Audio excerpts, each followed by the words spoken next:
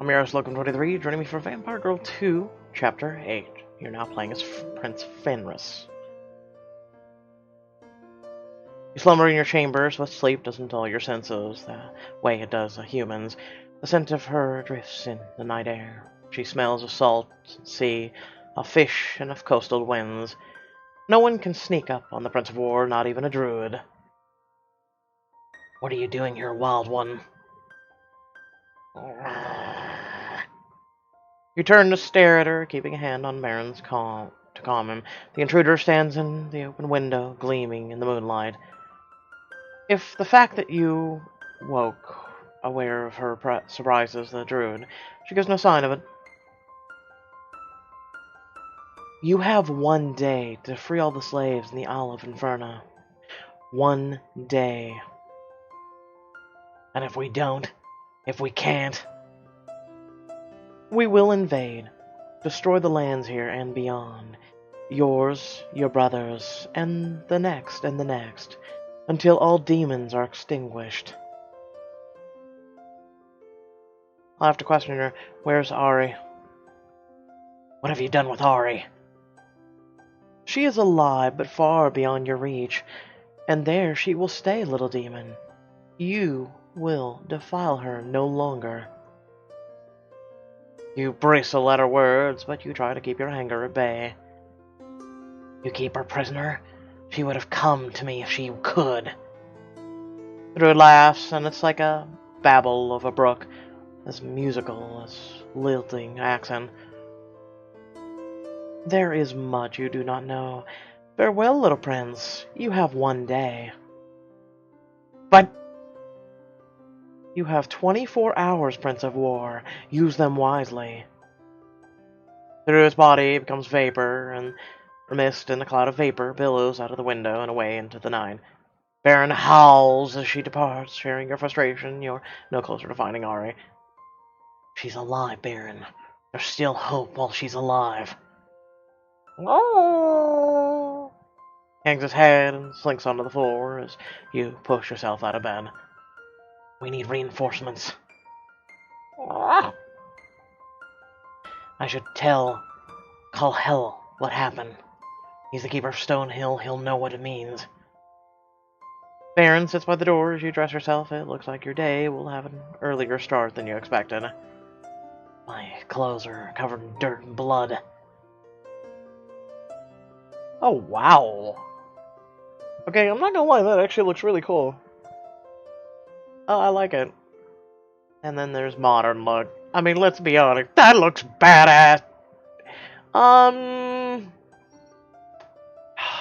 must not placate into such things. Just go. It'll have to do. No point in ruining the rest of my clothes. It will just have to do, damn it. You pass Marco, your right-hand general, as he dutifully patrols the castle. My prince? Marco, I need a letter sent to my brothers.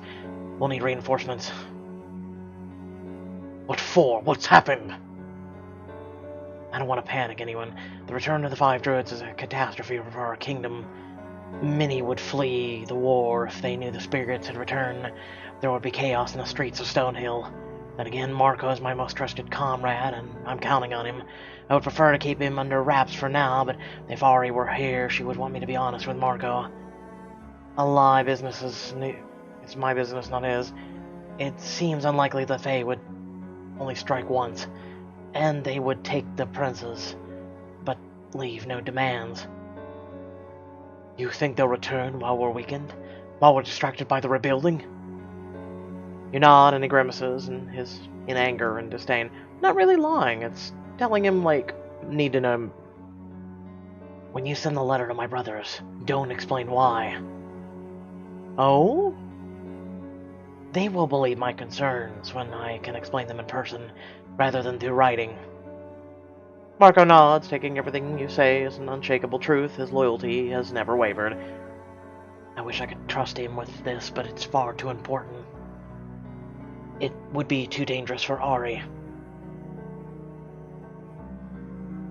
You exchange nods, and he departs to send word to your brothers. Don't worry, old friend. We will be ready.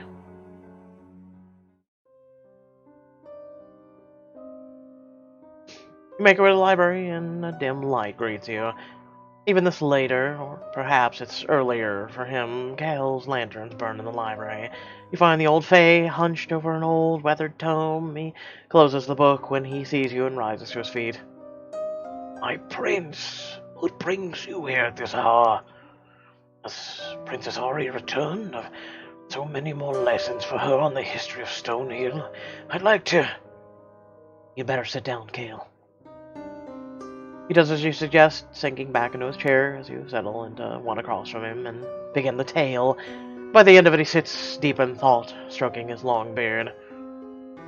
How is this possible? The druids have been slumbering for a long time. There is only one way to awaken the druids. High Fae blood. Rage and fear flood you at his words. High Fae blood?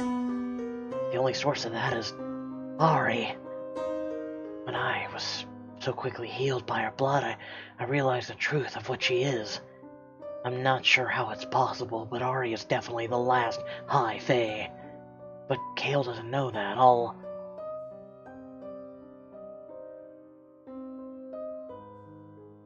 I agree with him.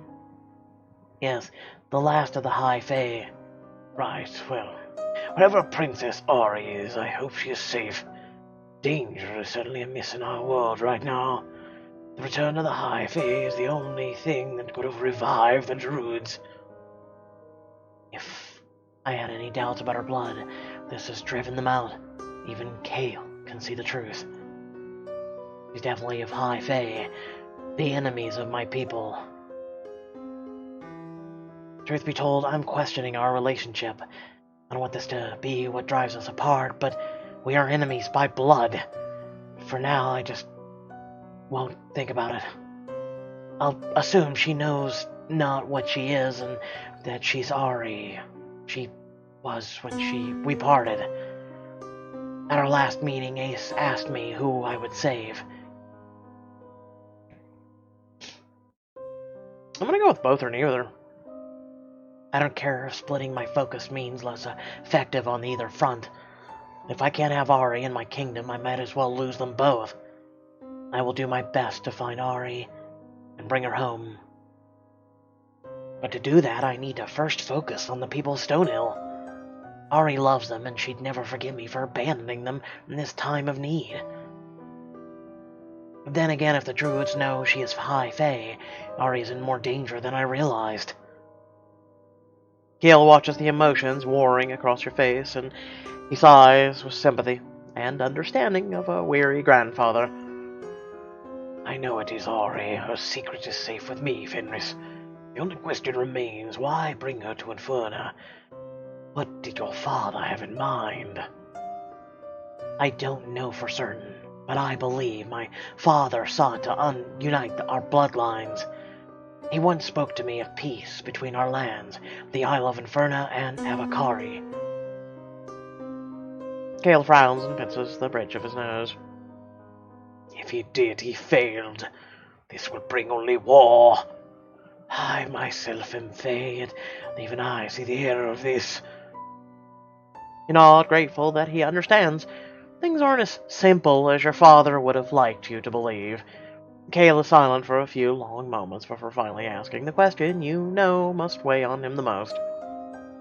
Will you free the slaves, Prince Fenris? Will you bend to the will of the Wild Ones?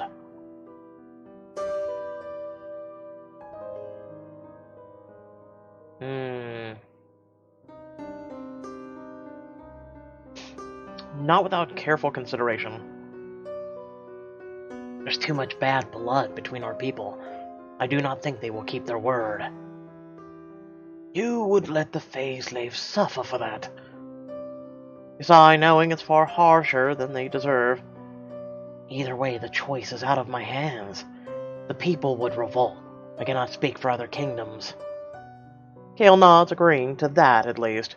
As you ponder what to do next, a plan begins to form in your mind. Are the prisoners coherent yet? They are. Follow me, your grace. The two of you walk down to the castle's dungeons, where the Fae were moved after their wounds were treated. After some consideration, you choose the cell of a woman you saved from Salzar. Are you awake? Yes.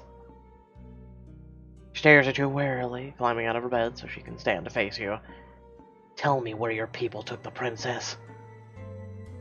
Why would I tell you anything? You're a demon. A demon who saved your life. Shut up.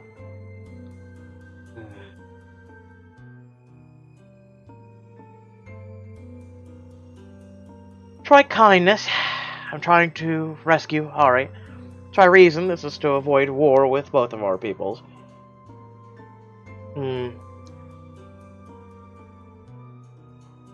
Try threats.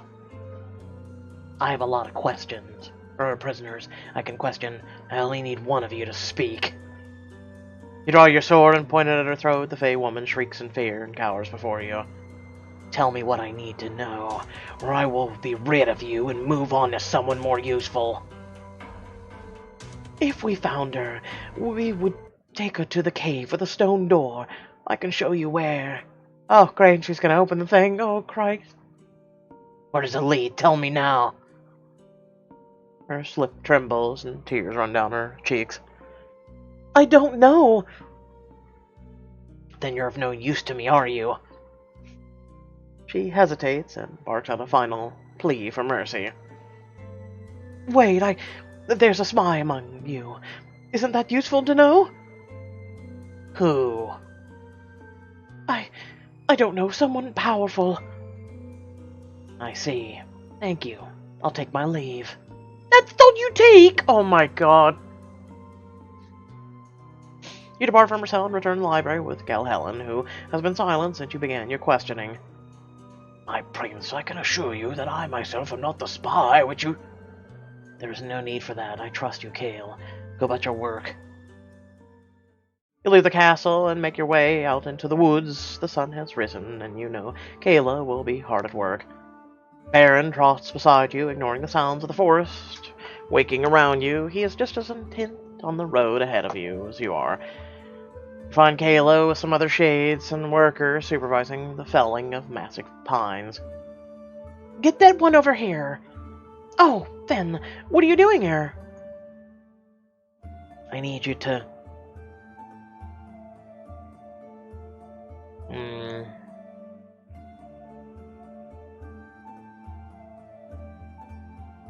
Why the river? And something tells me this is a illusion of choice no matter what you pick, but... Prepare and fortify as fast as you can. Call in more men from Ace's kingdom if you must, but the workload needs to be doubled. What? That's far too much. We defeated the army. We should focus on rebuilding. You shake your head and snarl your reply. There's too much to do, and you can't stop to be questioned as you prepare for war. You must do as I say. The Fae will return, and we must be prepared. Her eyes narrow as she studies your face, trying to guess the cause of your worry. Did you learn something from the Fae prisoners? Did they say another attack is incoming? I'll tell her about the threat. You drop your voice low so only she can hear you. There's no sense in panicking the nearby workers. I received word that if we do not release the Fae slaves, there will be another attack. What? Who told you that? I will explain it all later. We only have a day to prepare. I have no doubt they mean what was said. Trust me on that. Kayla nods, her face settling into a grim expression of determination. Go make whatever preparations you need. I can take care of things here.